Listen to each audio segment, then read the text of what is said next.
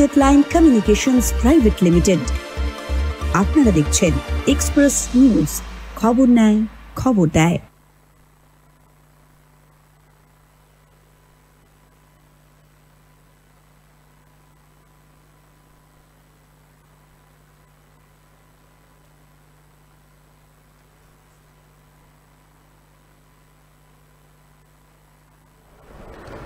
নমস্কার, আপনারা দেখছেন লোকসভা দখলদারি। আমি আপনাদের সঙ্গে সব্যসাচী। প্রত্যেক দিন সন্ধ্যাবেলায় আপনাদের সঙ্গে আমরা বসছি, লোকসভার দখলদারি নিয়ে আলোচনা করছি। বিভিন্ন রাজনৈতিক দলের নেতৃত্ব থেকে শুরু করে সাধারণ অন্যান্য সাংবাদিক থেকে আরম্ভ করে বিভিন্ন ব্যক্তিত্বরা আমাদের সঙ্গে আসছেন এবং রাজনৈতিক পরিস্থিতি কিভাবে যাচ্ছে, কোন জায়গায় যাচ্ছে এবং এই যে লোকসভার যত এই যে তৃতীয় দফার যে নির্বাচন এগিয়ে এলো আগামী 7 তারিখে, তো কি হতে চলেছে, কোন জায়গায় যাচ্ছে, এগুলো নিয়ে কিন্তু আমাদের এই আলোচনা। আর এই আলোচনায় প্রত্যেকদিন যেসব ব্যক্তিরা থাকছেন তাদের মধ্যে আজকেও একজন নতুন ব্যক্তিত্ব আমাদের মধ্যে এসেছেন। তিনি হচ্ছেন সুজিত মুখার্জি। সুজিত মুখার্জি হচ্ছেন তৃণমূলের পশ্চিম বর্ধমান জেলা তৃণমূলের সাধারণ সম্পাদক শুধু নন, তার সঙ্গে তিনি জেলা পরিষদের কর্মাধ্যক্ষ। সুজিতদা, আমাদের অনুষ্ঠানে স্বাগত তোমাকে।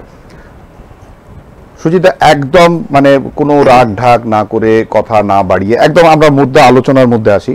সেটা হচ্ছে সুজিতদা, এই যে দেখো পশ্চিম বর্ধমান জেলায় যে এই যে ধরো দুর্গাপুর বর্ধমান লোকসভা এবং আসানসোল লোকসভা, তুমি যেহেতু তুমি জেলার সাধারণ সম্পাদক হিসেবে আছো, সেই জায়গায় দাঁড়িয়ে তোমার একটা বিধানসভা আছে পাণ্ডবেশ্বর বিধানসভা, এদিকে দুর্গাপুর পূর্ব বিধানসভা, দুর্গাপুর পশ্চিম বিধানসভা।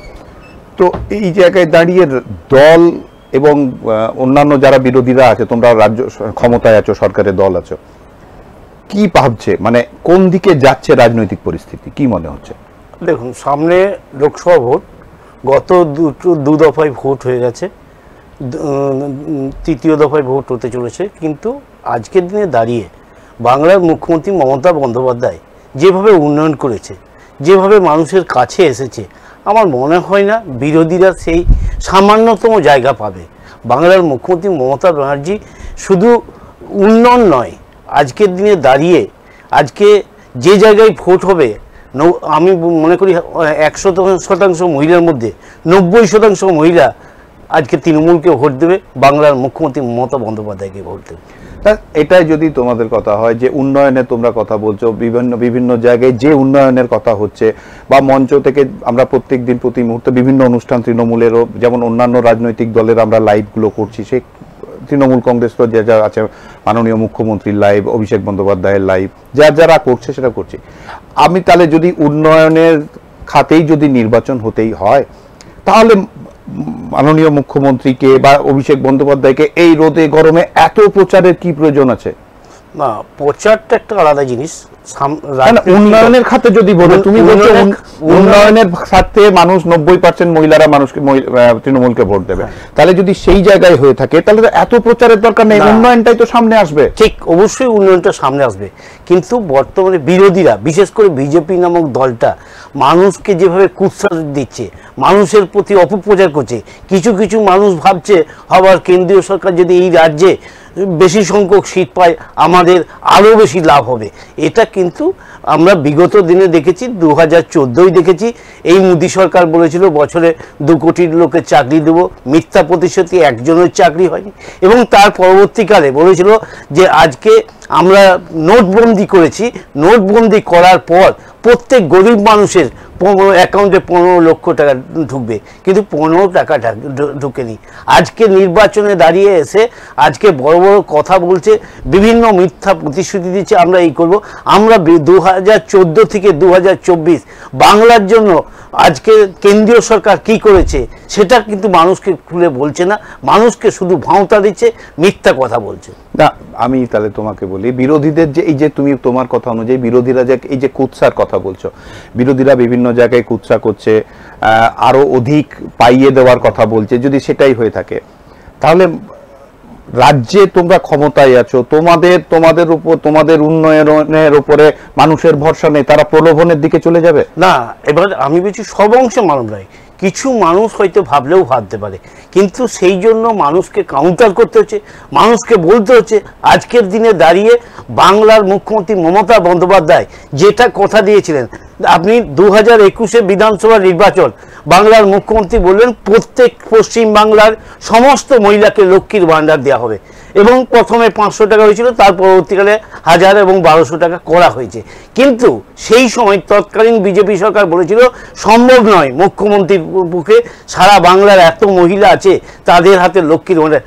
আজকে তৃণমূল মিথ্যা কথা বলছে, কিন্তু 2021-এ বিধানসভা নির্বাচনে জেতার পর প্রথম পদক্ষেপ হচ্ছে মুখ্যমন্ত্রীর লক্ষ্মীর ভাণ্ডার আজ মহিলাদের হাতে তুলে দিয়েছে।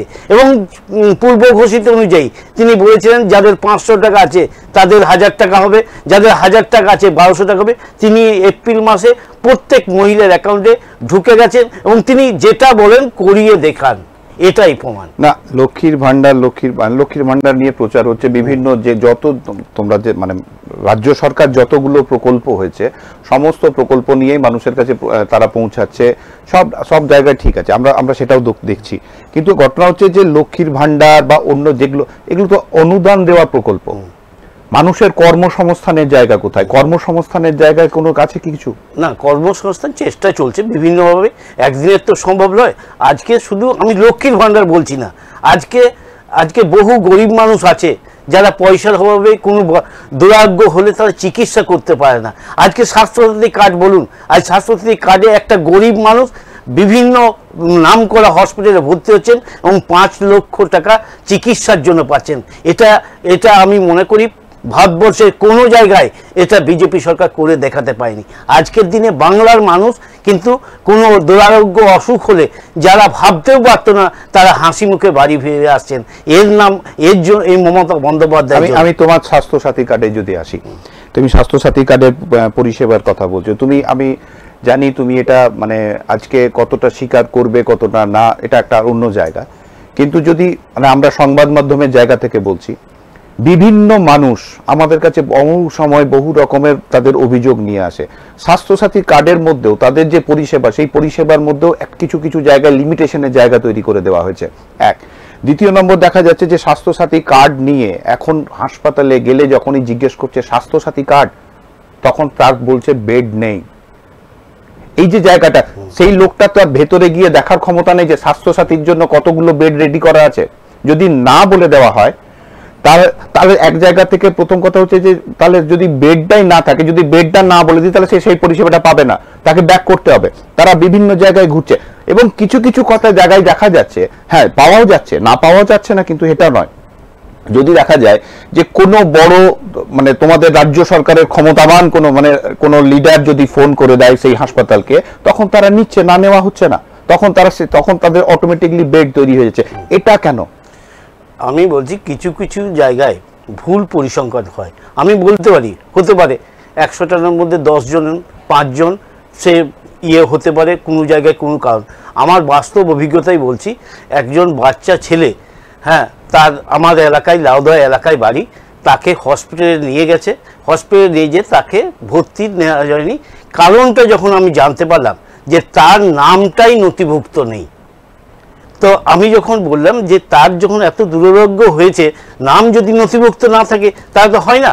কিন্তু তাতেও আমাদের একটা সিস্টেম আছে, আমাদের ব্লক অফিসে লিখিয়ে নিয়ে যে জেলার আমাদের স্বাস্থ্যসাথী ডিপার্টমেন্টে উইথিন 24 ঘন্টার মধ্যে তার কার্ড করে তাকে আবার ট্রিটমেন্টের ব্যবস্থা করেছে স্বাস্থ্যসাথী কার্ডে। এবং আরেকটা উদাহরণ দিই, যে আজকের দিনে দাঁড়িয়ে যে কিছু মানুষ ভাবছে আমি স্বাস্থ্যসাথী কার্ডে ভর্তি হলাম না, ভর্তি করার সময় দেখা যাচ্ছে পিনকোডটা কাজ করছে না। পিনকোড কাজ করছে না মানে কি কারণে পিনকোড কাজ করছে না? ওরা বলছে যে আমরা দিচ্ছি, পিনকোড কাজ করছে না। আমি যখন জেলা স্বাস্থ্য দপ্তরে ফোন করলাম, বলে দাদা পাঠিয়ে দেন আপনি যে পেশেন্ট পার্টিকে তার পরদিন পাঠিয়ে, সে আমার ইছাপুর অঞ্চলের পাঠশালার বাড়ি, সে তার পরদিনই পেশেন্ট পার্টি তার পিনকোড সমস্ত রেডি করে দেয়, আবার এসে সে ভর্তি হয়। কিছু ক্ষেত্রে অসুবিধা হচ্ছে। আমি তো এই কথাটাই বলছি যে যদি তোমাদের মতন সুজিত মুখার্জির মতন যদি মানে বড় নেতারা যদি না ফোন করে, তাহলে তো সমস্যার সমাধান হবে না। আমরা করিয়ে দেওয়া, আমি টেকনিক্যাল পদ্ধতিটা অন্তত সাধারণ মানুষের কাছে সবার কাছে সব না। এবার টেকনিক্যাল পদ্ধতি তারা বলছে, এবং হসপিটালে যে বলছে আপনার পিনকোডটা কাজ করছে না। সত্যি তোমার এই কথাতে আমি বলি, আমার যতটা জানা আছে আর কি, যখন মাননীয় মুখ্যমন্ত্রী দুর্গাপুরে এসেছিলেন সৃজনী হলে একটি সরকারি অনুষ্ঠানে উনি প্রোগ্রাম করছিলেন, তখন বর্ধমান এবং দুর্গাপুর দুজন সাংবাদিককে দুর্গাপুর এবং বর্ধমানের জন্য দায়িত্ব দিয়েছিলেন যে এনারা দেখাশোনা করবে। বর্ধমানের যিনি দায়িত্বে ছিলেন তারটা খুব একদম পরিষ্কার সুন্দরভাবে সে জায়গা থেকে হয়ে গেছে, কিন্তু যিনি পশ্চিম বর্ধমানের মানে পশ্চিম বর্ধমান জেলার জন্য যিনি দায়িত্বে ছিলেন তারটা কোনো এক অজ্ঞাত কারণে তারটা কোনো রকম কোনো কাজ করলো না। যেখানে নোট হলো সেই নোট কাজ করলো না, তার মানে মাননীয় মুখ্যমন্ত্রীর যে অর্ডার সেই অর্ডারটা ভাইলেট হলো কোন কারণে হতে পারে, আমি কোনো কারণবশ করিনি, আমার এইটা সম্বন্ধে ডিটেলস জানা নেই, কিন্তু আমার মনে হয় না যে মাননীয় মুখ্যমন্ত্রী মমতা বন্দ্যোপাধ্যায়কে যাকে দায়িত্ব দেবে তার কথায় কাজ হবে না, এটা আমার মনে হয় না।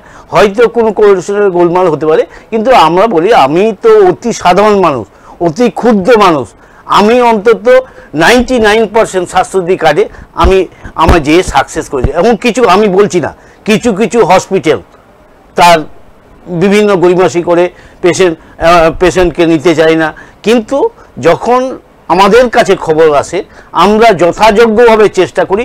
আমি কি কারণ বলতে হবে, কি কারণে পেশেন্টটা ভর্তি হবে, কারণ যখন দেখাতে পারেনি তাদেরকে ভর্তি করতে হবে। এইটা কিছু জায়গায় একদম তুমি যে প্রথম কথা হচ্ছে যে দেখো দুর্গাপুরে যেসব বড় হাসপাতালগুলি আছে তুমি দেখবে খোঁজ নিয়ে, এটা আমাদের পরিসংখ্যান বলছে, তুমি ভালো করে খোঁজ নিয়ে দেখবে যে যতক্ষণ না রাজনৈতিক নেতৃত্ব বা উঁচুতলার কোনো ক্ষমতাবান মানুষ যদি সঠিকভাবে সেই জায়গায় প্রেসার না করে, তাহলে সাধারণ মানুষ সবাই তো আর সুজিত মুখার্জির কাছে পৌঁছানোর ক্ষমতা নেই, সবাই তো আর বড় বড় যারা দায়িত্বে আছে তাদের কাছে পৌঁছানোর ক্ষমতা নেই। কারণ তাদের কাছে প্রথম কথা যে আগে ওই রুগীটাকে কিভাবে সুস্থ করবে সেটাই দায়িত্বের মধ্যে পড়ে যায়, এবং তাদেরকে ঘুরতে হয়, এটা অস্বীকার করার কোনো জায়গা নেই। আর এবং এটা তোমার কথাতেও পরিষ্কার যে তোমাদের বললে, তোমরা ফোন করলে অটোমেটিকলি প্রেসারে কাজটা হয়। আমি বলছি আমাদের সবাই যারা নেতৃত্বে আছে, আমি একটা কথা বলছি, আমাদের দুর্গাপুর ফরিদপুর ব্লকে 110টা পঞ্চায়েত মেম্বার, একদম 110টা পঞ্চায়েত, সে আমার কাছে আসার দরকার নেই, একটা গ্রাম পঞ্চায়েত মেম্বার কাছে, সেই গ্রামের মধ্যে গ্রাম পঞ্চায়েতের মেম্বার কাছে যাবে। আমি কথা দিচ্ছি আমাদের যারা মেম্বার আছে, আমাদের কেন যে কোনো বিরোধী দলেও যদি মেম্বার থেকে থাকে তাদেরও কাছে গেলেও তাদের ভর্তি সুব্যবস্থা হবে, এবং কি কারণে হচ্ছে না সেটাও কিন্তু তারা বলে দেবে যে এই কারণটা হচ্ছে, এই কারণটা করিয়ে নিয়ে এসো। আমি বলছি আমি দুর্গাপুর ফরিদপুর ব্লকে মানুষের যেভাবে পরিষেবা দেওয়া হয় এবং বর্তমানে পশ্চিম বর্ধমানে যেভাবে মানুষের পরিষেবা দেওয়া হয়, মানুষ আজকে বাংলার মুখ্যমন্ত্রী মমতা বন্দ্যোপাধ্যায় আজকে শুধু লক্ষ্মীর ভাণ্ডার নয়, স্বাস্থ্যসাথী কার্ড নয়, আজকে বিভিন্ন প্রকল্প, আজকে আমরা ভাবতে পেরেছি যে বাচ্চারা স্কুলে যাবে তার ড্রেসটাও বাংলার মুখ্যমন্ত্রী দেবে, পায়ের জুতোটাও মুখ্যমন্ত্রী দেবে। আজকের দিনে দাঁড়িয়ে আমাদেরকে সেটা ভুলতে হয়। এবং মুখ্যমন্ত্রী কি দেখলেন যে যখন আমাদের হাই স্কুলগুলো আছে তাদের দূরত্ব আছে, বাচ্চারা তারা হেঁটে হেঁটে স্কুলে আসতো, আবার হেঁটে হেঁটে বাড়ি যেত, মুখ্যমন্ত্রী বললেন এদেরও একটা করে সাইকেল দরকার, তাই সবুজ সাথী সাইকেল মুখ্যমন্ত্রী দিলেন। আজকে কি প্রকল্প নেই বলুন। আজকে দাঁড়িয়ে আজকে মাধ্যমিকের রেজাল্ট বেরিয়েছে, মাধ্যমিকের রেজাল্টে আপনি দেখবেন ছেলেদের থেকে মেয়েদের রেজাল্ট অনেকাংশই ভালো। কারণ কি, আমরা বিগত দিনে দেখেছি যখন মেয়েরা পড়াশোনা করতো একটা সময় এসে 7-8 পরে ছেড়ে দিত, ছেড়ে দিয়ে তার মা বাবা বিয়ের ব্যবস্থা করত। আজকের দিনে দাঁড়িয়ে মহিলারা যে স্বাবলম্বী হয়েছেন, আজকে স্কুলে পড়ার জন্য স্টাইপেন্ড পাচ্ছে, আজকে সবুজ সাথী সাইকেল পাচ্ছে, এমনকি স্কলারশিপ পাচ্ছে, কন্যাশ্রী পাচ্ছে। কন্যাশ্রী পাওয়ার পর তারা যদি উপযুক্ত শিক্ষায় শিক্ষিত হয়, বিভিন্ন প্রকল্প আছেন।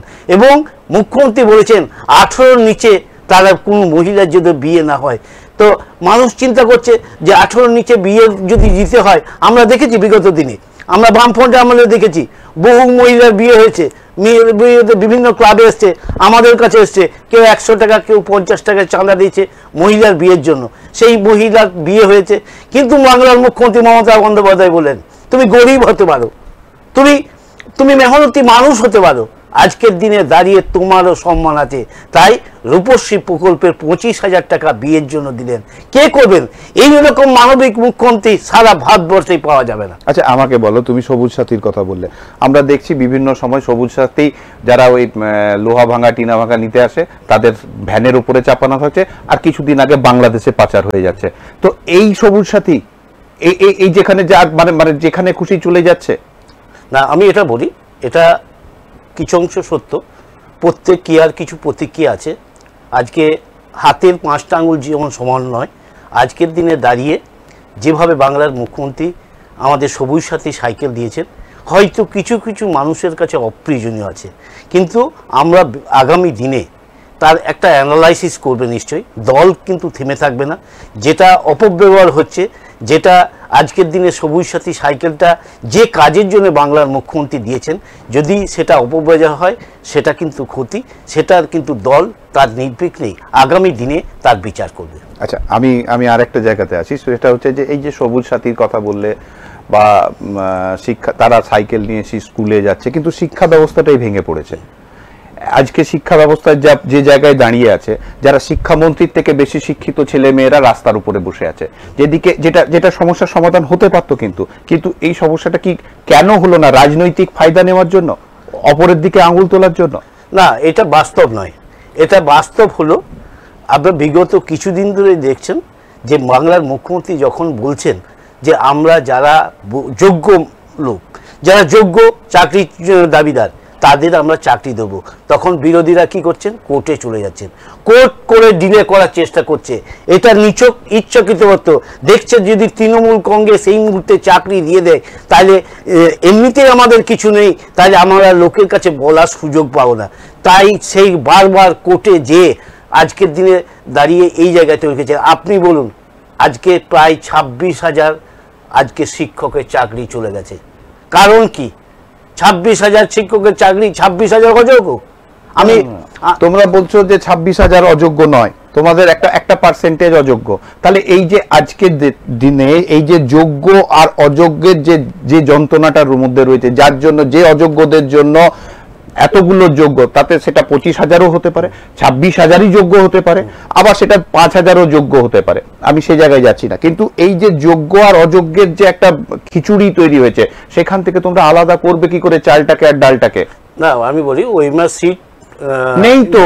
আমি বলছি, যদিও ওএমআর সিট নিয়ে কথা হয়েছে, আমি বলি গত পরশুদিন আমাদের প্রার্থী সত্যগণ সিনহা একটা আমাদের দলীয় প্রচারে এসেছেন, সভা ছিল প্রতাপপুরে।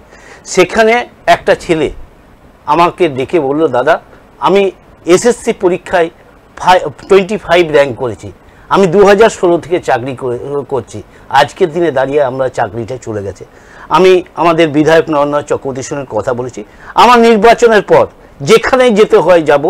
আমাদের যেসব ছেলেমেয়েদেরকে বসিয়ে দিয়েছে আজকে অন্যায়ভাবে, কেস ঠুকে অন্যায়ভাবে আজকে যে কাজটা করা হয়েছে, সেটা কিন্তু আগামী দিনে তার রেজাল্ট পাওয়া যাবে। আচ্ছা আমি তোমাকে বলি, 2011 সালের আগে পর্যন্ত যদি, কারণ 2011 সালে তোমরা ক্ষমতায় এসছো, 2011 সালের আগে পর্যন্ত আমরা যদি দেখতে যাই, তাহলে আমরা প্রত্যেক বছর দেখেছি এসএসসির পরীক্ষা হয়েছে। কিন্তু 2011-র পর থেকে যদি দেখা যায়, তাহলে কিন্তু সেই জায়গাটাতে আমাদেরকে নিরাশ হতে হবে। একটা সরকার দ্বিতীয়বার ক্ষমতায় রয়েছে, কিন্তু মূল্যায়নের জায়গায়, শিক্ষার জায়গা থেকে এত পেছনে কেন এসএসসির পরীক্ষা বছর বছর হবে না? না, আমি এটা বলি যেটা হওয়া উচিত, কিন্তু আজকের দিনে দাঁড়িয়ে কেন্দ্রের বিজেপি নামক দলটা আজকে কি করে পশ্চিম বাংলাকে অপদস্থ করা যায়, কোনো একটা সময়, যে কোনো সময় আজকে বিজেপি সরকার এই বিভিন্নভাবে এই কোর্ট আনকোর্ট করে যে জায়গায় দাঁড় করিয়েছে। আজকে আপনি বলুন, আজকে কেউ ভাবতে হয়েছে অভিজিৎ গঙ্গোপাধ্যায় বিজেপির ক্যান্ডিডেট, তিনি কি রায় দিয়ে এসছেন এতদিন যেভাবে রায় দিয়েছেন, কার পক্ষে রায় দিয়েছেন? বিজেপির পক্ষে রায় দিয়েছেন। আজকে মানুষের সামনে পরিষ্কার হয়ে গেছে যে বিজেপি তাদেরকে, অভিজিৎ গঙ্গোপাধ্যায়ের দিকে আঙুল তুলছো তোমরা, প্রসূন বন্দ্যোপাধ্যায়কে নিয়ে কেন কিছু? না, নিশ্চয়ই আমি বলছি, আমরা প্রসূন গঙ্গোপাধ্যায়, আমি অভিজিৎ গঙ্গোপাধ্যায় একটা আলাদা ক্যারেক্টার। কেন? প্রসূন বন্দ্যোপাধ্যায় একজন আইপিএস অফিসার, যে প্রশাসনিক স্তরে ছিল, যার বিরুদ্ধে প্রচুর আমি বলছি আজকের দিনে দাঁড়িয়ে আগামী দিনে সমস্ত এক এক করে হবে। বাংলার মুখ্যমন্ত্রী মমতা বন্দ্যোপাধ্যায় কাউকে বরদাস্ত করবে না। আমি আমি এটা তোমার কাছে আমি কি করে আগে আগে হবে, মানে প্রথম কথা হচ্ছে যে মনীষ গুপ্তর জন্য 21শে জুলাই আজকে দাঁড়াতে হচ্ছে এত এত মানে শহীদের জায়গায়, সেই মনীষ গুপ্তকে তিনি মন্ত্রিসভায় মন্ত্রী করে নিয়ে এলেন। আবার তুমি বলছো সেই প্রশ্ন দল কি করবে, কাকে দায়ী শাস্তি দেবে? আজ পর্যন্ত তো আমরা দেখতে পেলাম না যে কারোর উপর কোন রকম খড়গহস্ত দলের প্রত্যেক বা ক্ষমতা রাজ্য সরকার দেখিয়েছে, বরঞ্চ দেখা গেল যে যেটা কোন নজিরবিহীন ঘটনা, যেটা বিধানসভায় দাঁড়িয়ে মাননীয় মুখ্যমন্ত্রী শাহজাহানকে ক্লিন চিট দিচ্ছেন। না দেখুন, শাহজাহানকে আমি বলছি তার ফ্যাক্টরটা আলাদা। আমিও সন্দেশখালী যে ঘটনা আমরা দেখছি টিভিতে সেটাও বিশ্বাস করি না, কিন্তু উপযুক্ত তদন্ত কোথায়? তা আজকের দিনে দাঁড়িয়ে উপযুক্ত তদন্ত নেই কেন? আজকের দিনে দাঁড়িয়ে অনুব্রত মণ্ডল আজ এতদিন ধরে জেলে আছে, এখন প্রার্থনা কেন্দ্রীয় সরকার তার একটা উপযুক্ত তদন্ত করে সেই কেসের নিষ্পত্তি করা। আমি বলছি তার ফাঁসি হোক, কিন্তু উপযুক্ত তদন্ত করে ঝুলিয়ে রাখা হচ্ছে। আজকে পার্থ চট্টোপাধ্যায় আজকে প্রায় 2 বছর পেরিয়ে গেল, আজকে জেলে আছে। আজকে শিক্ষা নিয়ে বহুবার রায় একের পর রায়, কিন্তু আজকের দিনে রায়ের শেষ কোথায়? না আমি যদি বলি তোমাকে পার্থ চট্টোপাধ্যায়ের কথাই জন্য আমি অনুব্রতর পরে আসছি। পার্থ চট্টোপাধ্যায়ের কথাই যখন তুমি তুললে, তাহলে এই যে দেখো তোমাদের এতদিনের মুখপাত্র এবং কাল পর্যন্ত যিনি তোমার দলের রাজ্যের সাধারণ সম্পাদক ছিল কুণাল ঘোষ, তিনিও পর্যন্ত কিন্তু যেদিন এই 26,000-এর চাকরি আদালত, শীর্ষ আদালত যেদিন উচ্চ আদালত যেদিন বন্ধ করলো, এদের চাকরি কেড়ে নিল, সেদিন কিন্তু তিনি পার্থবাবুর ঘাড়েই সমস্ত দোষ চাপিয়েছিলেন। তাহলে একজন দলের দায়িত্বপ্রাপ্ত লোক যদি পার্থবাবুর ঘাড়ে দোষ চাপায়, তুমি পার্থবাবুকে কি করে ক্লিন চিট দিচ্ছ? না আমি তা বলছি না। আমার বক্তব্য, আমি কুণাল ঘোষের বক্তব্য আমি মধ্যে যাচ্ছি না। আমার বক্তব্য হচ্ছে আজকে যদি এই জায়গায় দাঁড়িয়ে কেন্দ্রীয় সরকারের হাতে কোন ক্ষমতাটা নেই, এই জায়গায় দাঁড়িয়ে যদি কেন্দ্রীয় সরকার মনে করত এই কেসগুলো আমরা 6 মাসের মধ্যে শেষ করব, কিন্তু শেষ করা যেত। কিন্তু ইচ্ছাকৃতভাবে দিনের পর দিন, মাসের পর মাস এক একটা ডেট পড়ে কোর্টে আসছে, বাড়ি যাচ্ছে, এই কোর্টে আসছে, জেলে যাচ্ছে। এই জায়গায় দাঁড়িয়ে আজকে বিজেপি নামক দলটা নাটক করছে। আর পশ্চিম বাংলায় বিজেপি নামক দলটার কোনো সংগঠন বলে কিছু নেই। আজকের দিনে দাঁড়িয়ে মানুষকে ভুল বোঝাচ্ছে, ভাঁওতা দিচ্ছে। আমি একটা কথা বলি, বাংলার জনগণ, বাংলার মানুষ আজকে মামাটি মানুষ তৃণমূল কংগ্রেসকে এবং মমতা ব্যানার্জিকে বিশ্বাস করে, বাংলার মুখ্যমন্ত্রীকে বিশ্বাস করে। এর বাইরে যারাই লাফালাফি করছে আগামী 4 মে তার জবাব পাবে। আচ্ছা আমাকে তুমি বলো, সেটা হচ্ছে যে তুমি বললে একদম খুব ঠিক কথা, আদালতের জায়গা থেকে কেন্দ্রীয় সরকার। আচ্ছা এই যে আমি আজকের কথা বলছি, আজকে দেখা গেল যে রাজ্য সরকার সন্দেশখালী মামলায় কোন রকম সহযোগিতা করছে না। এই যে ধরো 900 জনের জমি জায়গা হড়প হয়েছে বলে যে অভিযোগপত্র জমা পড়েছে, সেই অভিযোগপত্রের ক্ষেত্রে দেখা গেছে যে কোন রকম রাজ্য সরকার কোন রকম সাহায্য করছে না, এবং রাজ্য সরকারকে আলটিমেট দেওয়া হয়েছে আজকে আদালতের পক্ষ থেকে যে সাহায্য করতে হবে, এবং একটা টাইম পর্যন্ত বাউন্ড করে দিয়েছে। এটা একটা যেমন গেছে। তাহলে কোথায় তদন্ত হবে যদি সহযোগিতার জায়গাটা ঠিকঠাক না আসে? রাজ্য সরকারকে তো সহযোগিতা করতে হবে তদন্ত করার জন্য। ঠিক আমি তো বলি রাজ্য সরকার নিশ্চয়ই করবেন।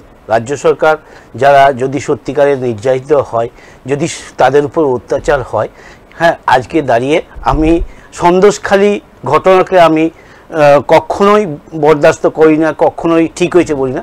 কিন্তু একটা জিনিস বলতে হবে, সন্দেশখালী দাঁড়িয়ে যত মহিলা বলেছেন তাদের কিন্তু মুখে কাপড় বাঁধা, একজন মুখ খুলে বলতে পারেনি আজকে। আমি তোমার সঙ্গে একটা জায়গায় আসি। আমার কথা আছে, প্রথম কথা হচ্ছে যে এটা আছে যে যদি কেউ পীড়িতা হয় কিছু কিছু ক্ষেত্রে সে তার মুখ, তুমি দেখেছো আইনে মানে একদম ক্রিমিনাল, সে তার মুখেও বালিশ বা কাপড় বেঁধে পরে তাকে নিয়ে যাওয়া হয়, কিছু কিছু ঘটনা আছে। আচ্ছা কিন্তু যখন সে মাননীয় আদালতের কাছে কোনো মন্তব্য রাখবেন, সেক্ষেত্রে তার মুখ ঢাকার তো কোনো জায়গা নেই। কিন্তু প্রকাশ্যে মানুষ, আমি বলবো, আমি ক্যামেরার সামনে, অন ক্যামেরার সামনে বলবো আমি ধর্ষণের শিকার, এটা সম্ভব কখনো? আমি তা বলছি না, না মুখ ঢাকার কথা কেন, মুখ ঢাকার কথা আমি তা বলছি জানতে চাইছি। এত তো মহিলা, এত তো মহিলা, ওয়ান মহিলা আমি কিন্তু কোনোদিন খবরে দেখতে পাইনি তারা এসে বলেছে কিসের আমাকে নির্যাতন হোক, আমাকে টুনটিং করেছে, আমাকে রাতের বেলায় দেখেছে। একজন মহিলা কিন্তু টিভির সামনে এসে বলেনি। যারাই বলেছেন তারা মুখটাকে, আজকে হুইজ পারসন কে, সেটা আইডেন্টিফাই কে করবে? সেই জায়গায় দাঁড়িয়ে আমি একটা বলছি, হতে পারে, আমি অস্বীকার করছি না সন্দেশকালের ঘটনা, আমরা ঘৃণ্যভাবে নিজেরাও স্বীকার করি, এইভাবে উচিত নয়, কিন্তু কতটা না। আমি তো তোমাকে এখানে কুণাল ঘোষ আর তোমার মধ্যে কোনো পার্থক্য খুঁজে পেলাম না। কুণাল ঘোষও মুখ দেখতে চেয়েছিলেন কে কে নির্যাতিতা হয়েছেন, তুমিও সেখানে মুখ দেখতে চাইছো কে কে নির্যাতিতা। আমি বলছি কতটা সত্য, বাস্তব জিনিসটাকে মানতে হবে। আজকের দিনে দাঁড়িয়ে 2011 সালের আগে বাংলায় কি অবস্থা? আমি তোমার কাছে এটা একদম, তুমি যখন মুখ দেখানোর কথা বলে, আমি একদম একদম খুব পরিষ্কার জায়গা থেকে জানতে চাইছি, এই ঘটনা যদি আমার বাড়ির সঙ্গে হতো, তোমার বাড়ির সঙ্গে হতো, তুমি কি চাইতে সে মুখটা দেখাক? আমি জানতে চাইছি এটা, আমি জিনিসটা ওই দিকে যাচ্ছি না, আমি জিনিসটা বলছি এত মহিলাকে ডেকে পাঠালো, একজনও সেই জায়গায় দাঁড়িয়ে কিন্তু বলতে পারলো না। কারণ আমি বলি কিছু ঘটনা ঘটেছে, আমাদের অস্বীকার করা নয়, আমরা তৃণমূল কংগ্রেস থেকে সেই দায়ভার নিতে পারি, কিন্তু যেভাবে দেখানো হচ্ছে, যেভাবে মানুষকে প্রচার করা হচ্ছে আজকে, এটা তোমাদের দুর্বলতা। হ্যাঁ, তোমরা সময় থাকতে কিছু করতে পারোনি। না আমি বলি আজকে এই সন্দেশখালী সামনে আসছে, আজকে সেই জায়গায় দাঁড়িয়েছে, কিন্তু দল রেকটিফাই করছে, দলও বুঝেছে যে কিছু কিছু জায়গায়, ধরুন আমাকে দায়িত্ব দিয়েছে, আমার দায়িত্ব আছে, আমি যদি দায়িত্বের অপব্যবহার করি, কিন্তু দলের সেটা সজাগ দৃষ্টি থাকা দরকার, সেই আগামী দিনে যাতে এই ঘটনা না ঘটে। কিন্তু আমার মত, যে অংশে প্রচার চলছে সেই অংশে নয়, কিছু ঘটনাকে লঘু করে দেখানো হচ্ছে। আচ্ছা আমি বলি তোমাকে, এই যে তুমি বললে, একটু আগে আমরা কথা বলছিলাম, এই যে নিয়োগ দুর্নীতি মামলায় মুখ্য সচিব আরো 7 সপ্তাহ সময় চাইলেন, আজকেও হাজিরা দিলেন না কেন? দেখুন, এটা রাজ্য সরকারের উপরস্থ ব্যাপার, উপরের ব্যাপার রাজ্য সরকার। আজকের দিনে দাঁড়িয়ে এইটা মানে আমরা এত পঞ্চায়েত লেভেলে থেকে এত বড় উত্তর আমাদের, আমি একদম মানে আমি একটা রাজনৈতিক জায়গা থেকে, দেখো তুমি যখন ক্ষমতায় আছো, প্রথম কথা হচ্ছে যখন তুমি জেলা পরিষদের কর্মাধ্যক্ষ আছো, তখন ওটা একটা হিউজ বড় পোস্ট।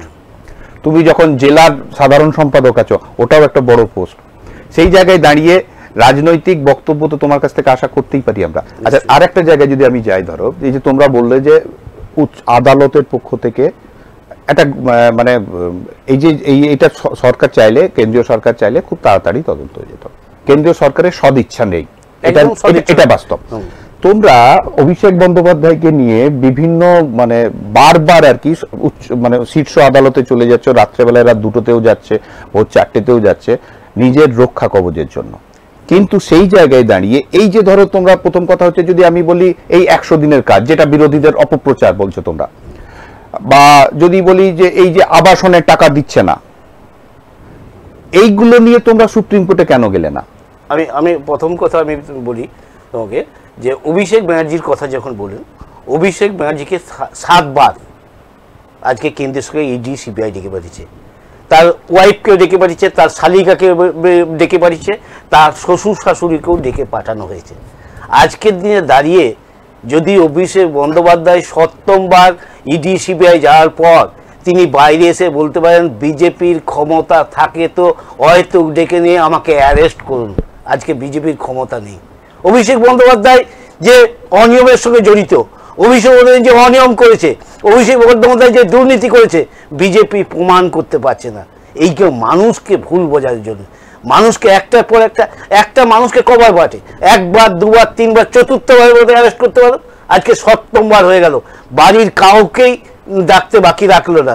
আজকের দিনে দাঁড়িয়ে যে বিজেপি করে যাচ্ছে, একটা নাটক করছে, একটা মানুষকে অন্য পথে পরিচালনা করছে। কিন্তু বাংলার মানুষ মামাটি মানুষ, বাংলার মানুষ এই এলাকার মানুষ দেখেছে, এ বাংলার মানুষ 2011 সালের সিপিএমের রক্তচক্ষু দেখেছে, 2011 সালের পূর্বে কিভাবে অন্যায় অত্যাচার হয়েছে, 2011 সালে বাংলার নতুন সূর্য উঠেছে বাংলার মুখ্যমন্ত্রী মমতা বন্দ্যোপাধ্যায় দাঁড়িয়ে। আজকে তুমি 2011 সালের কথা বললে, তাহলে 2011 সালের কথাতেই আমি যদি আসি, প্রথম কথা হচ্ছে 2011 সালে দুটো দলের জন্ম হয়, এক মানে ক্ষমতায় আসে, এক তৃণমূল কংগ্রেস আসে, ওইদিকে আমরা যদি দেখি দিল্লিতে আপ মানে আম আদমি পার্টি, 2011 সালেই দুজনকে ক্ষমতায় আসে। আজকে দেখা যাচ্ছে যদি আমরা সেই জায়গায় দাঁড়াই, তাহলে আম আদমি পার্টির যারা মাথাগুলো আর কি, যারা মানে মুখ্যমন্ত্রী থেকে শুরু করে আরো যারা আছে তারাও জেলে আছে, এবং এই রাজ্যের ক্ষমতাসীন দলের যারা সেকেন্ড ম্যান ছিল এক সময়, পার্থ চট্টোপাধ্যায়, জ্যোতিপ্রিয় মল্লিক, যেসব নাম করা মন্ত্রিত্বরা, তারাও জেলে আছে। তো এই দুটো 2011 সালের নতুন সূর্যের সঙ্গে দুটো সিমিলারিটি এক হয়ে গেল না?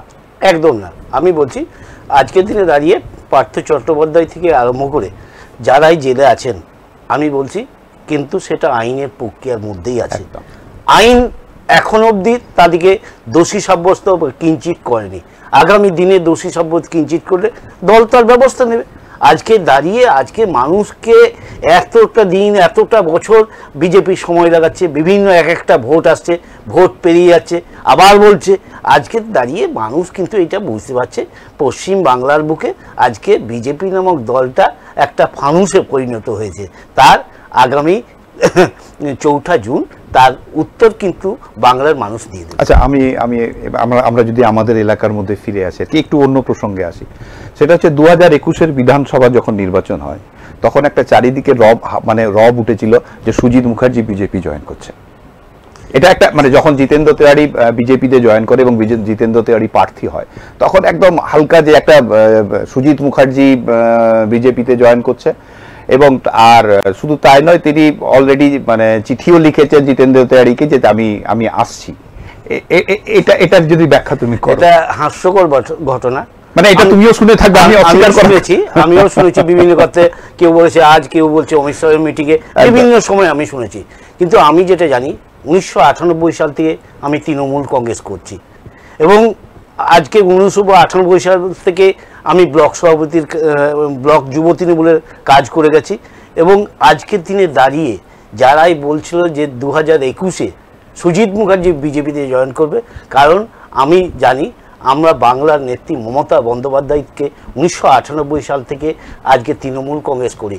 আমি আজকের দিনে অনেকে বলতে পারে যে কারোর সঙ্গে সম্পর্ক ছিল বলে সে বিজেপিতে যাবে, কিন্তু আমি যে আদর্শ, যে দৃষ্টা, যে মুখ্যমন্ত্রীর মানুষের প্রতি সহানুভূতিটা, আজকে সেই দলটাকে ছেড়ে আমি জীবন থাকতে অন্য দলে যেতে পারবো না। তার প্রমাণ দিয়েছি আমি 2021-এ বিধানসভা নির্বাচনে। মাঠে ময়দানে আমাদের তৃণমূল কংগ্রেসের প্রার্থী ছিল নরেন চক্রবর্তী, আর বিজেপির প্রার্থী ছিল আমাদের জিতেন্দ্র তিওয়ারি।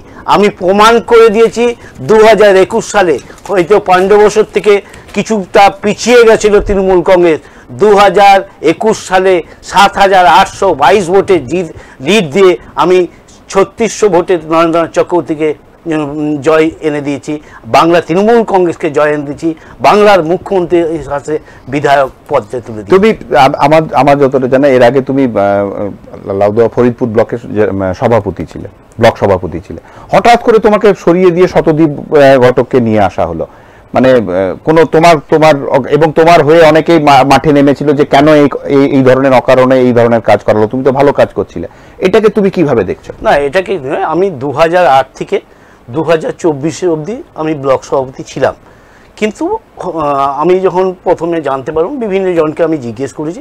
তো যাই হোক, আমার গত কয়েকদিনে মুখ্যমন্ত্রী আমাকে ডেকে পাঠিয়েছিলেন সিটি রেসিডেন্সি, আমি সেখানেও গিয়েছিলাম।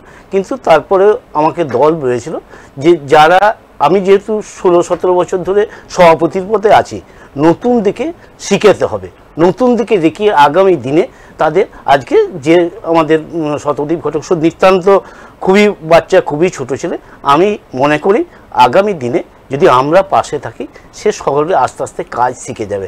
আর আমি যখন ব্লক সভাপতি ছিলাম, দল চিন্তা ভাবনা করেছে, তাই দলের সাধারণ সম্পাদক দল আমাকে করেছে। আগামী দিনে আমাকে হয়তো আমার যদি কার্যক্রম ঠিক থেকে আরও ভালো কিছু হতে পারে।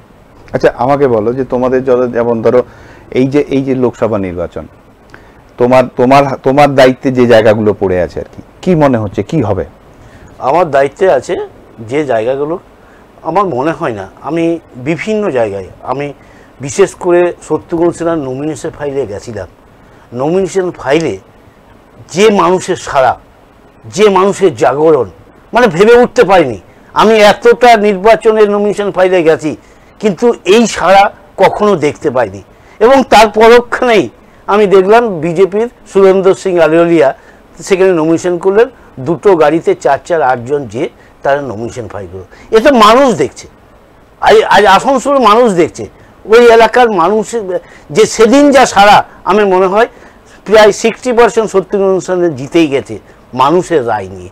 না, এবার এটা যদি মানুষের যদি সঙ্গে যাওয়াটা তুমি রায় মনে করো, এই যে আমরা 2006 সালে তুমি তো আজকে তৃণমূল কংগ্রেসের সঙ্গে নেই, তৃণমূল কংগ্রেস 2006 সালে বামফ্রন্টের মৃত্যু ঘণ্টা বেঁধেছিল। সেই সময়তেও দেখা গেছিল যেভাবে মানুষ সাড়া দিয়েছিল, আমরা কিন্তু 6-এ আসতে পারিনি, তোমরা এলে 11-তে।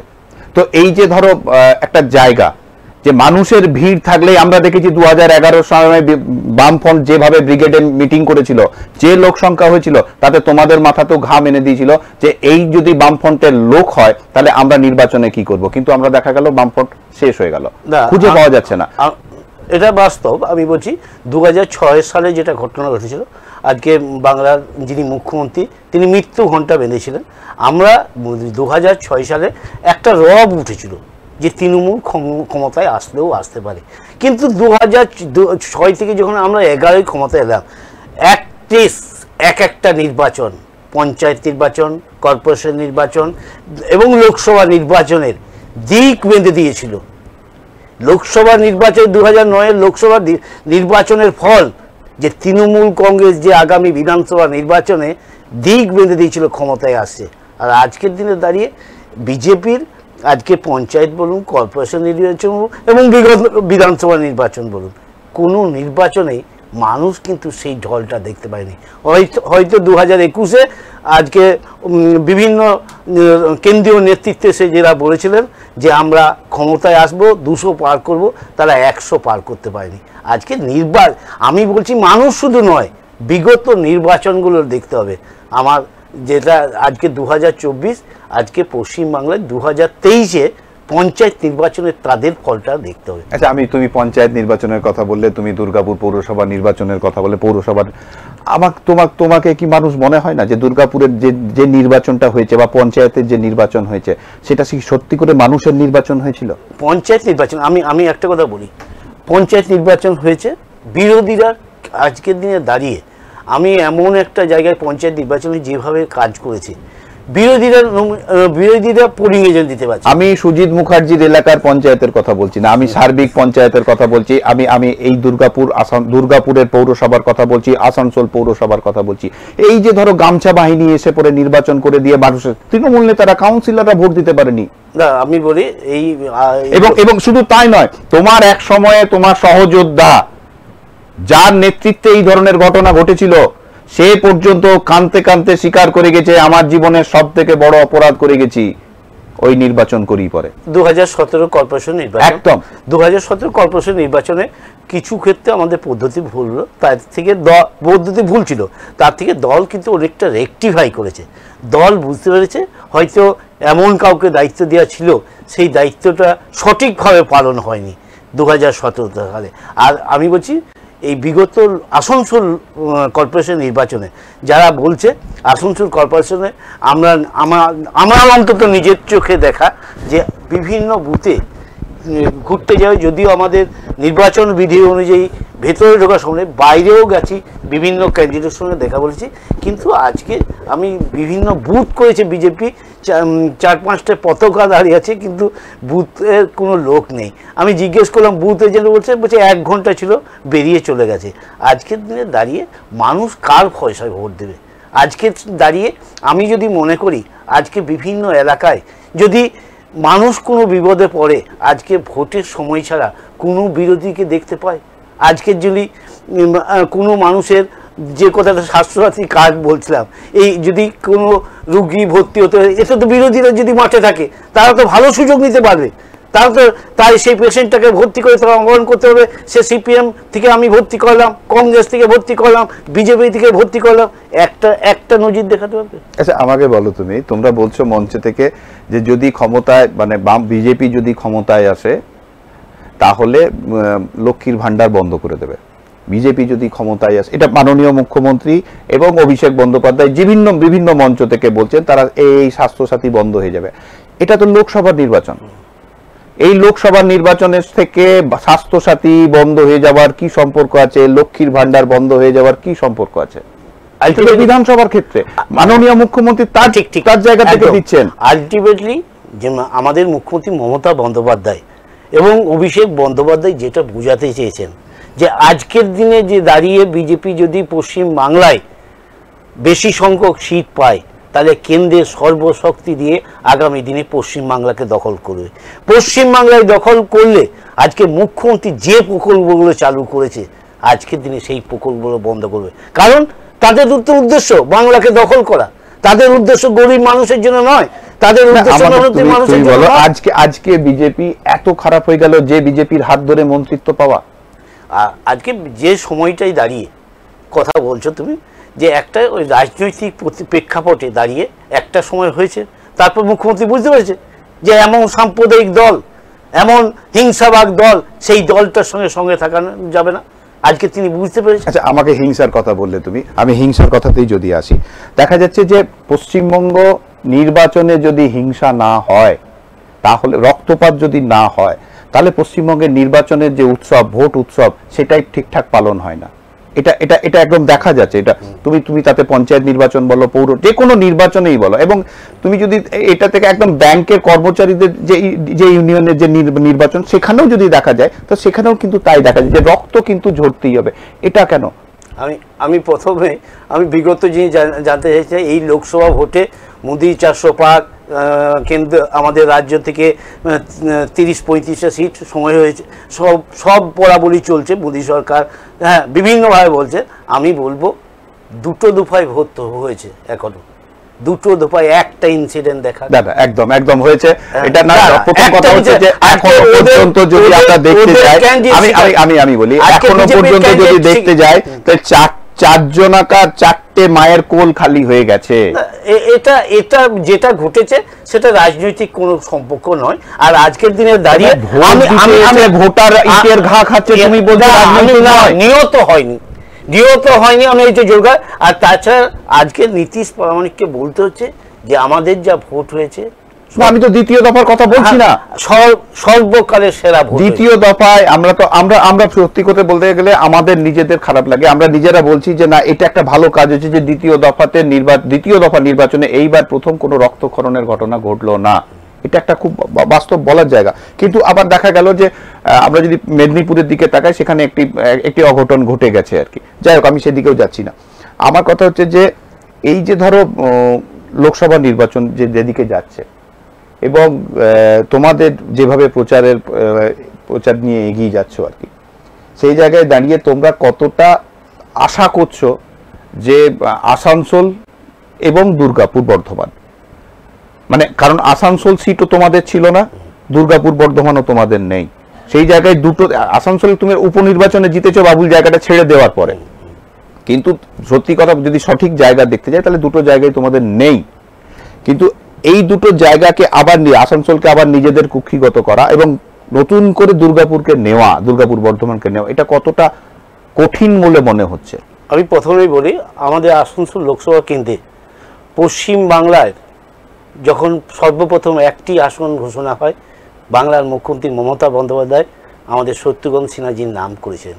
তারপর থেকে বিভিন্ন সময় বিজেপির একজন ক্যান্ডিডেট নাম ঘোষণা করলো, সেই চলে গেল, মুখোমুখি আরও 5 জনের ক্যান্ডিডেট ঘোষণা করলো, চলে গেল।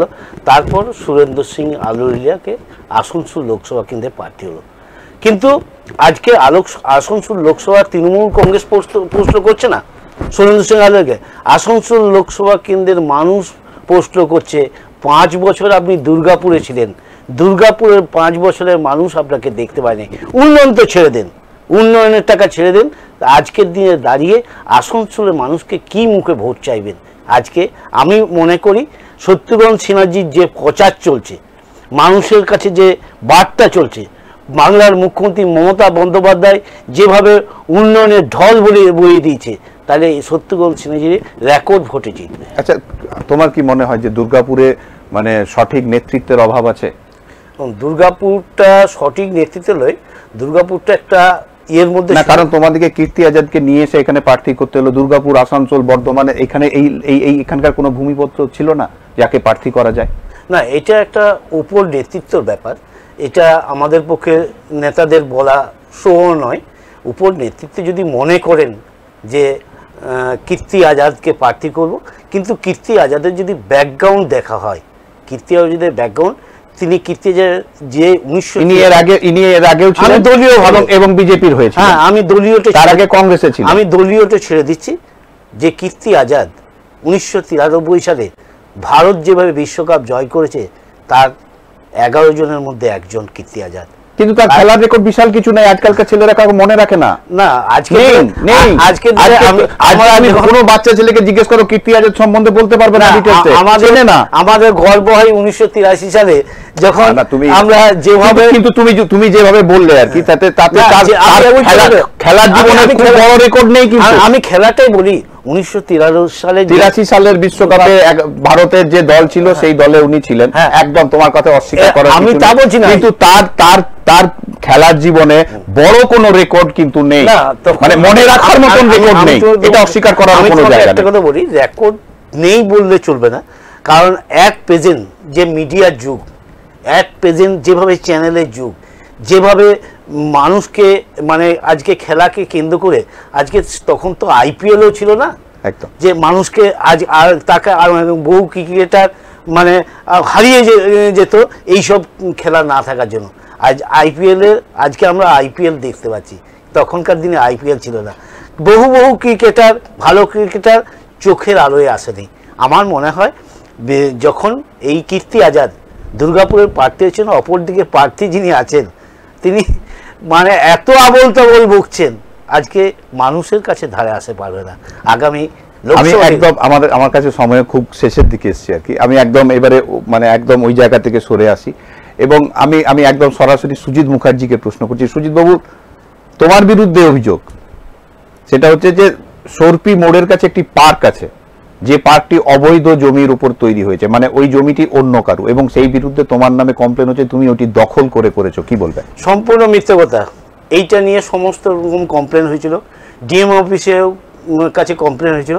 ডিএম আমাদের দ্বিতীয়বার শুনানির জন্য ডাকা হয়, তাদের বৈধ কাগজপত্র দেখা। সুকুমার লাহা বলে কারু জমি না, সুকুমার লাহার জায়গাটা যেটাই ছিল, জায়গাটা সম্পূর্ণ ছেড়ে বাউন্ডারি করা হয়েছে। আরেকজন ছিল 3 কোটি মণ্ডল না 5 কোটি মণ্ডল, যাই হোক, তিনি একটা ডিএমকে কমপ্লেন করেছে। আজকে সেই জায়গায় দাঁড়িয়ে আমরা বলি যে আজকে সেটা নাস্ত হয়ে গেছে, কোনোভাবেই প্রমাণ দেখাতে পারেনি। এবং আজকের দিনে দাঁড়িয়ে সরপির ইকো পার্ক যেটা করা হয়েছে, সেটা আমার কোনো ব্যক্তিগত সম্পত্তি নয়। ওই এলাকার মানুষের জন্য আমি বলি, বিভিন্ন ফেস্টিভ্যাল 25শে ডিসেম্বর থেকে 1 জানুয়ারি থেকে আমি বলবো, যে মানুষের সমাগম ঘটে আজকে দুর্গাপুরের পার্কগুলোকে হার বানাবে। এবং আমি বলি, এটা কি সরকারি না ব্যক্তিগত? সরকারি। তা সরকারি জায়গায় তোমার টিকিট করছো কিভাবে? না, সরকারি জায়গায় টিকিট হয় তার রক্ষণাবেক্ষণের জন্য। আজকে যে 5 টাকার টিকিট নেওয়া হয় একটা এত বড় পার্ককে রক্ষা করতে, রক্ষণাবেক্ষণ লোক রাখতে হবে। তার এই যুগে 5 টাকার টিকিট তাদের কোনো কিছু নয়। সেই 5 টাকার টিকিটে বিভিন্ন সময় প্রায় 10 থেকে 12টা লোক রাখতে হয়েছে, বিভিন্ন পরিচর্যা করে। যেসব আজকের দিনে দাঁড়িয়ে আমরা যেটা প্রথমে কাজ করেছিলাম, এনার্জি স্কিমে প্রথমে কাজ করেছিলাম, আজকে বিভিন্ন সময় যে প্রকল্প পেয়েছে।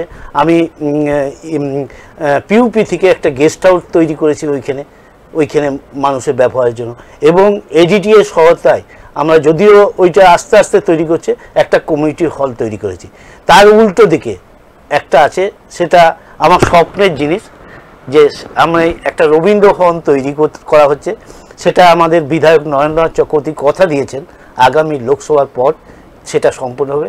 আমি মনে করি ওই যদি রবীন্দ্র ভবন এই গ্রাম বাংলার মানুষের কাছে, ওই এলাকার মানুষের কাছে বিরাট গ্রহণযোগ্য হবে এই মানুষ বিশ্বাস। একদম শেষ করার আগে একদম মানে শেষের দিকে চলে এসেছি, আর আমার হাতে একদম সময় খুব অল্প, কিন্তু আমি তোমার কাছে তার মধ্যে থেকে জানতে চাইবো, সেটা হচ্ছে এই যে ধরো আমাদের 42টি আসনের নির্বাচন, কতটা আশা করছো, কি মনে হচ্ছে? যদি একদম মানে আমি তৃণমূলের পদাধিকারী নেতৃত্বের কাছে জিজ্ঞেস করছি, একদম সাধারণ মানুষ হিসাবে আমি যদি সুজিত মুখার্জির কাছে জানতে চাইছি যে যদি তুমি এই তৃণমূল কংগ্রেসটাকে একটু কিছুক্ষণের জন্য সরিয়ে রেখে পরে ভাবো এবং জায়গায় আসো, তাহলে মনে হচ্ছে কতগুলো সিট তৃণমূল পাবে? আমি মনে করি মানে আমার অতটা অভিজ্ঞতাও নেই সারা বাংলা জুড়ে, কিন্তু যেভাবে সোশ্যাল মিডিয়া, যেভাবে মোবাইলে, যেভাবে টিভিতে দেখছি, আর বাংলার মুখ্যমন্ত্রী মমতা বন্দ্যোপাধ্যায় যেভাবে মানুষের কাছে পৌঁছাচ্ছে, আমাদের আইকন অভিষেক বন্দ্যোপাধ্যায় যেভাবে মানুষের কাছে পৌঁছাচ্ছেন, আমার মনে হয় এই লোকসভা ভোটে তৃণমূল কংগ্রেস মিনিমাম 30টা সিট পাবে। তাহলে তোমরা 30টা সিট পাচ্ছ, আর 12টা সিট তাহলে কি বিজেপিকে দিচ্ছ? আশা করছি। আচ্ছা, তোমরা আবার এদিকে জোটেও, ইন্ডি জোটেও আছো, আবার বলছো যে মানে বাংলায় যারা আছে কংগ্রেস এবং মানে সিপিএম কে তো মানে ধাতব্যের মধ্যেই ধরছো না, এই যে জায়গা, তাহলে তোমাদের জোটটা কি হয়ে গেল? সারা ভারতবর্ষে সেটা একটা আলাদা ব্যাপার। পশ্চিম বাংলায় কিন্তু বিগত দিন থেকে দেখেছে পশ্চিম বাংলায় তৃণমূল কংগ্রেস শক্ত ঘাঁটি।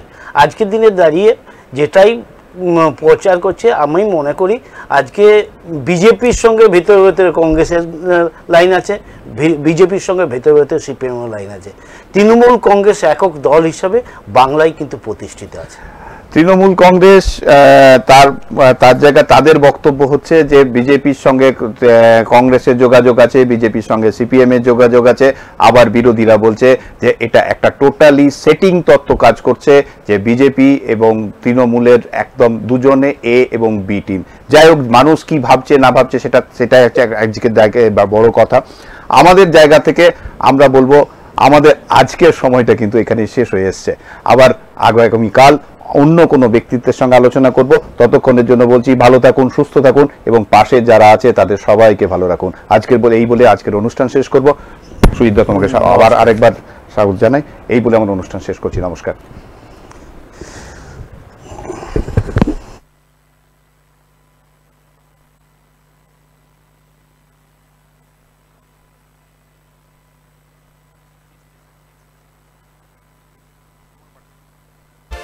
এই হলো ডেডলাইন কমিউনিকেশনস প্রাইভেট লিমিটেড।